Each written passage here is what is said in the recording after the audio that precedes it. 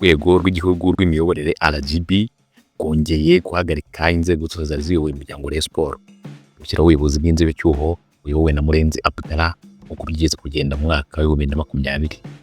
Hari hashize iminsi muri Rayonsports hagaragara ibibazo by'ubwumvikane buke bushingiye ku miyoborere. Kuri 25 Ugushyingo 2025 igitero cya RGB habaye inama yahuje ubuyobozi bwayo n'abantu 18 bari bagize inzego ziyobora Rayonsports, arizo inama y'ubutegetsi, komite nyobozi, komite ngenzuzi na komite ishinzwe gukemura amakimbirane. Itangazo rigenewe abanyamakuru ryashyizweho umukono na Muvunyi Paul wayoboraga inama y'ubutegetsi, na Twagirayezu Tade wayoboraga komite nyobozi mu matora yabaye Ugushyingo mu mwaka wa 2024.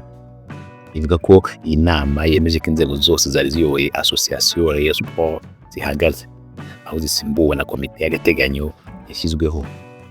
Ni komite yobowe na Murenzi Abdallah wari usanzwe ari umunyamabanga w'inama y'ubutegetsi, mu gihe abandi bayigize ari Musabyimana Jean Baptiste, Gakwaya Olivier, Akayezu Jose na Maître N'Ubumwe Jean Bosco. Komite y'agateganyo yahawe igihe cy'amezi 3 guhera kuri wa kabiri tariki 25 Ugushyingo 2025.